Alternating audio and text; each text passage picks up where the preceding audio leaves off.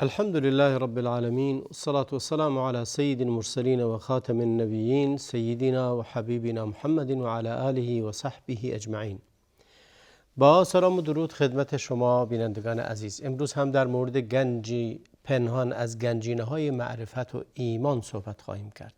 امروز در مورد یکی از گنج‌های خیلی مهم صحبت می‌کنیم و شاید کمتر به اون دقت و توجه کرده باشید. گنج امروز ما در مورد حسن ظن به خداوند هست، یعنی گمان و خوب داشتن به پروردگار عالم.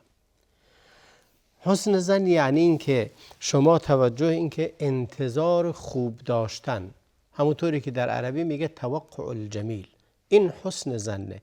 خود ظن به معنی گمان هست، گمان هم خلاف یقینه. اگه کسی گمان داشته باشه خلاف یقینه، ولی حسن ظن داشتن یعنی گمان خوب داشتن به خداوند، یعنی اینکه انتظار خوب داری، همیشه فکر میکنی هر چرا که خداوند نصیب تو کرده در اعتقاد و باور تو این هست که خوب خواهد بود، خداوند بد رو نخواهد انجام داد و لذا همیشه انتظار خوب از خداوند داشتن. گمان تو در مورد خداوند این است که بسیار بخشنده است. گمانت این گونه باشه که خداوند بسیار کریم هست، بسیار رحیم هست و این خود حسن ظن داشتن نتیجه این هست که انسان خدا را درست میشناسد. اون کسی که خدا را درست نمیشناسد به خداوند سوء ظن دارد. همیشه گمانش این هست که انتظار میکشه که بلایی بر سرش نازل بشود، انتظار میکشه بچه‌شو از دست بده، پدرشو از دست بده، مادرشو از دست بده. ما همه این نعمت‌ها رو از دست میدیم، ولی اینکه انسان همیشه انتظار بد بکشه حتما بد خواهد دید. و حدیث قدسی فرمود که انا عند حسن ظن عبدی بی، من همراه با گمان خوب بندم هستم. اگر گمان خوب ببرد خوب خواهد دید، اگر گمان بد ببرد بد خواهد دید. اون کسی که دست بلند میکنه و از خداوند طلب مغفرت میکنه در عمق جان و وجودش و دلش یعنی این که باور دارد به این که خداوند بخشنده است و این حسن ظنه. و اون کسی که بدون ترس از گرسنگی اگر فقیر رو دید میبخشه و نمیترسه از اینکه خودش گرسنه بمونه، حسن ظن داره به اینکه خداوند رزاقه. و اون کسی که میره دنبال رزق و روزی متوجه میشه بین حلال و حرام کدوم رو طلب کنه. وقتی که میره به دنبال حلال هر چقدر هم اندک باشه معتقده که خداوند رزاقه و این حسن ظن به خداوند است که این درهای خیر رو بروی ما باز میکند. ابو هریره روایت رو نقل میکند از رسول الله علیه السلام که فرمود این حسن الظن بالله تعالی من حسن العباده.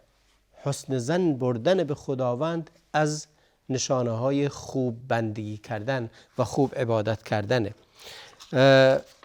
و در حدیثی هم که براتون خوندم فرمود انا عند ظن عبدی بی، حدیث قدسی متفق علیه هست که من همراه با گمان بنده ام. هر طوری که با خداوند تعامل کنی همون طوری با تو تعامل خواهد کرد. اگه گمانت اینه که خداوند تو رو در تنگنا قرار میده همین خواهد شد. اگه گمانت اینه که خداوند تو رو در راحتی قرار خواهد داد همون خواهد شد. لذا باید به خداوند حسن ظن داشته باشیم و از نشانه ایمان است داشتن حسن ظن و از نشانه های شناخت هست حسن ظن. خب معنی این حدیثی که پیامبر فرمود انا عند ظن عبدی بی این ظن بی خیرا فله و این ظن بی شرا فله، گفت که اگر بنده ام به من حسن خیر ببرد، حسن ظن داشته باشه، گمانش این باشه که از طرف خداوند خیر می آید، حتما فله یعنی اون خیر براش خواهد اومد. و کسی هم که معتقده که خداوند به اون شر و بلا خواهد رسوند منتظر باشه، همیشه در انتظار و هر لحظه میگه من منتظرم یه بلای نازل بشه، خب نازل میشه. اون کسی که منتظر هر لحظه مشکل و گیر و گرفتی براش پیش بیا همونطور خواهد بود، چون گمان تو نسبت به خداوند بده. اگه گمان تو تصحیح کنی و نسبت به خداوند بدانی اونی که از طرف خداوند می آید خیر است، حتما خیر خواهی دید.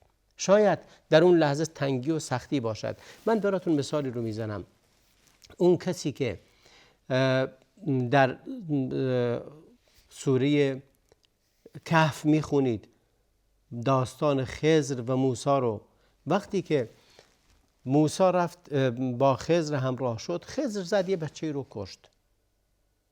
خب مردن یک انسان، از دست دادن یک فرزند برای پدر و مادرش بسیار سخته، ظاهرش هم شره، ولی اگه اهل ایمان و تقوا باشند میگوین تسلیم امر خدا هستیم، عسى ان یکون خیرا، چه بسا خیره، ما نمیدونیم. و خداوندم وقتی که در تفسیری که خضر برای موسی میکنه میگه خداوند این بچه رو ازشون گرفت تا اینکه بچه بهتر و فرزند بهتری به اونها بده، فرمود از اون بهتر باشه و اقرب رحما، خیرا منه و اقرب رحما، فرزند دیگه‌ای به اونها بده که از اون اولی بهتر و از اون اولی با رحمتر و مهربانتر و دوست داشتنیتر برای پدر و مادرش. ما نمیدونیم، خیلی مواقع هست که خداوند نعمت‌هایی رو از ما میگیره یا سختی‌هایی رو در مسیر ما قرار میده. اگه حسن ظن به خداوند داشته باشیم، نه اینکه راضی باشیم به این بدی که وجود داره و هیچ کاری نکنیم، ولی باید دقت کنیم ببینیم خداوند چه چیزی رو برای ما پنهان کرده است، در دل این سختی چه خیری رو قرار داده است.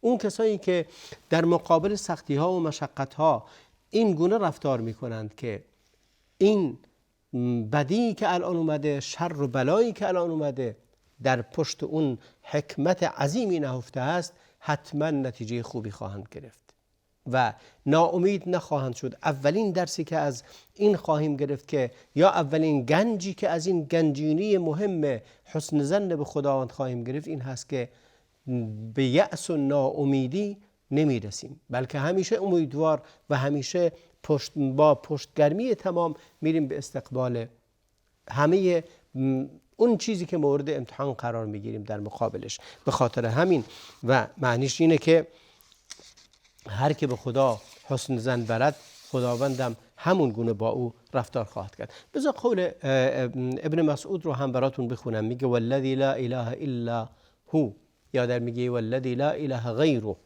ما اعطى عبد مؤمن شیئا خیرا من حسن الظن، او ما اعطی عبد مؤمن شیئا خیرا من حسن الظن. میگه قسم به خدایی که یگانه هست و غیر او هیچ الهی نیست، معبودی نیست. میگه بهتر از حسن ظن به خداوند به هیچ بنده‌ای داده نشده. ما اعطی عبد مؤمن شیئا خیرا من حسن الظن، یعنی هیچ انسان مؤمنی نیست که اگر نعمت خداوند به همه داده از حسن ظن بهتر به او داده نشده. هر چی داری در دنیا یک کفه، حسن ظن یک کفه. اینکه گمان خوب میبری به خداوند بهترین چیزی که بهت داده شده. والذی لا اله غیره لا یحسن عبد بالله عز وجل الظن الا اعطاه الله. خیلی مهمه این نقطه. میگه قسم به خداوند یگانه، هر وقتی بنده‌ای گمان خوب ببرد در مورد خداوند، خداوند دقیقاً اون چیزی که گمان برده بهش خواهد داد. شما دست بلند میکنی بعد میگی بابا خدا دعای ما رو قبول نمیکنه، خب این سوء ظنه. ولی وقتی دست بلند کردی گفتی خداوند دست منو رد نخواهد کرد، دست بندی ضعیف ذلیل زبونش رو که به او محتاجه رد نخواهد کرد، نه از روی غرور به خودت و اینکه فکر کنی خیلی با تقوایی، نه، از سر اینکه به خدا گمان خوب میبری و میدونی که اون خداوندی که خالق تو هست بهت خواهد بخشید، به تو خواهد داد اون چیزی که تمنا میکنی، چون اون خیلی کریمه.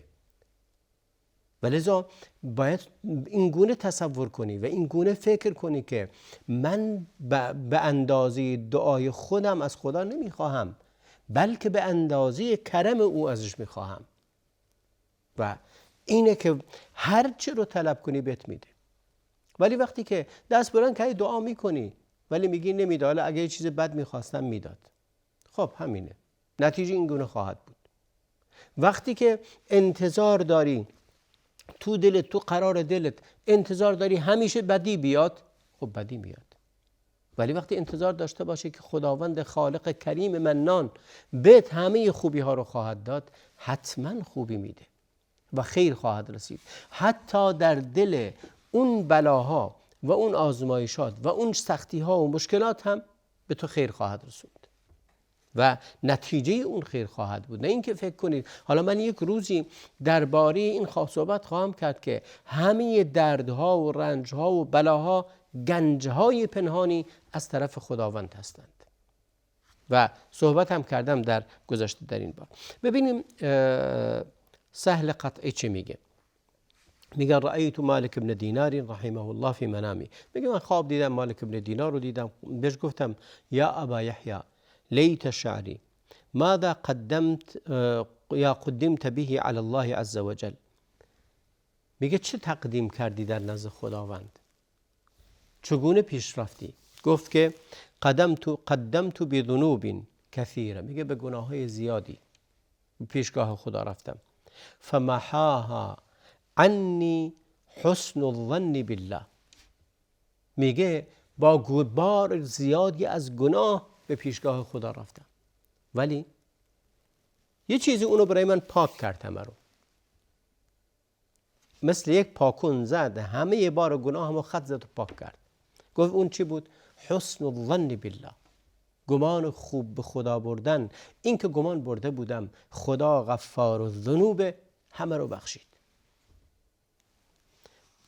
و خیلی جالبه این رو اگر نگاه کنید در کتاب در حسن ظن بالله کتاب ابن ابی دنیا اومده و اقوال و افعال و اشیاء بیشتری هم روایات دیگری رو نقل کرده. من میخوام بگم چه وقتایی باید بیشتر از هر وقتی به خداوند حسن ظن داشته باشیم. یک وقت مرگ، در وقتی که داریم در نزعات مرگ هستیم یا در نشانه هاشو داریم میبینیم یا در زمان پیریمون هستیم، حسن ظن داشته باشیم به خداوند که خداوند ما داریم میریم به مهمانی خداوندی که غفار الذنوب، ستار العیوب و همه گناهان رو خواهد بخشید.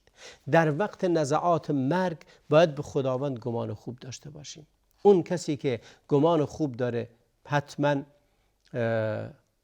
بخشنده خواهد بود و میبخشد. و این هست که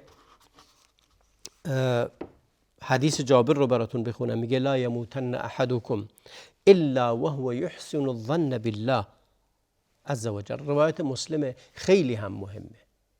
میگه کسی از شما نمیرد مگر این که به خداوند گمان خوب ببرد. لا یموتن احدکم یعنی هیچ کدوم از شما، همه میمیریم، کسی نیست که به اراده خودش بمیره، ولی وقتی که میدانیم میمیری به خداوند گمان خوب ببر.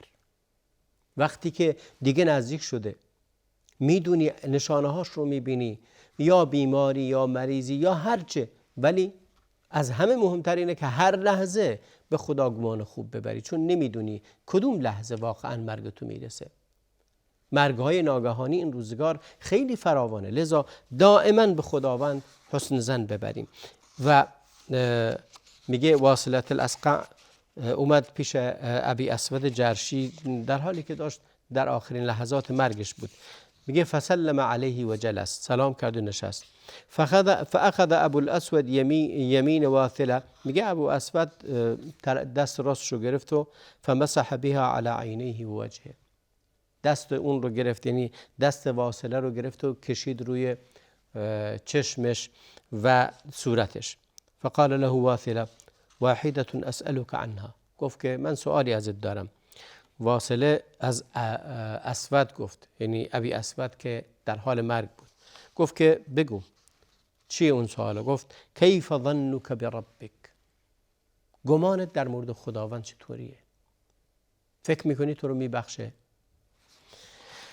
و اومع ابو الاسود برأسه ای حسن، گفت من به خدا حسن ظن دارم. واصله بهش گفت ابشر، گفت مژده بده. فإني سمعت رسول الله صلى الله عليه وسلم قال أنا عند ظن عبدي بي فليظن بي ما شاء. من همراه گمان بنده هم هستم، پس هر طوری که دوست داره گمان ببره. خوب گمان برد خوبه، بد گمان ببره بده.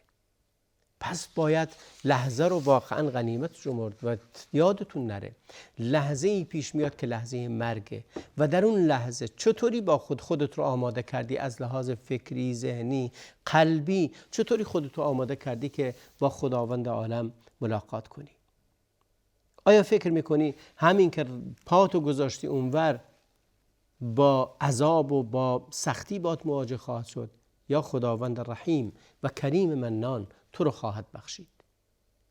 اگه گمان خوب بردی خوب خواهی دید، گمان بد بردی بد خواهی دید.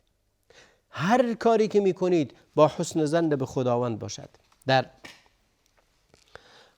از انس روایت شده که پیامبر اکرم علیه السلام دخل علی شاب و هو فی الموت.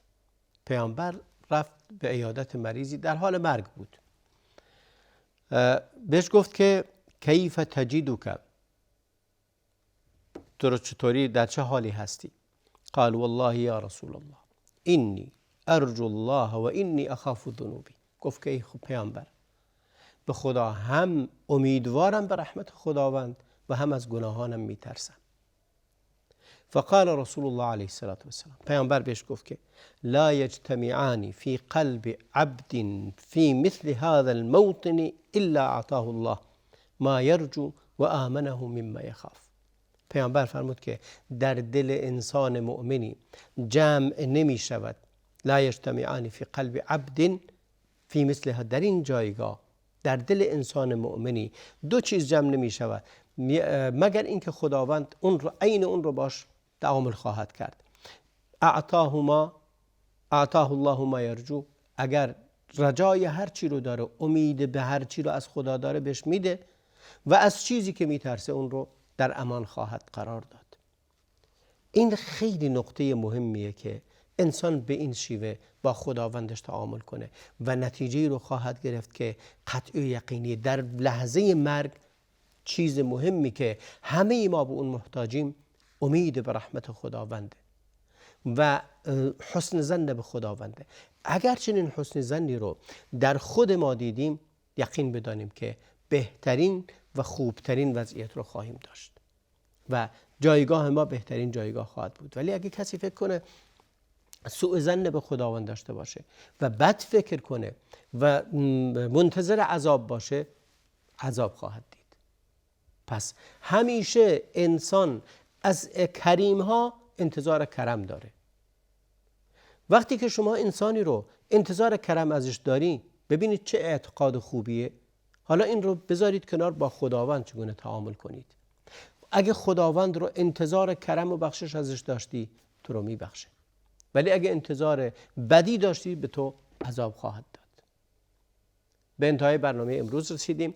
تا برنامه دیگر، فرصتی دیگر، همه شما عزیزان رو به خدای بزرگ میسپارم و صلی الله و بارک علی نبینا محمد و علی آله و صحبه اجمعین.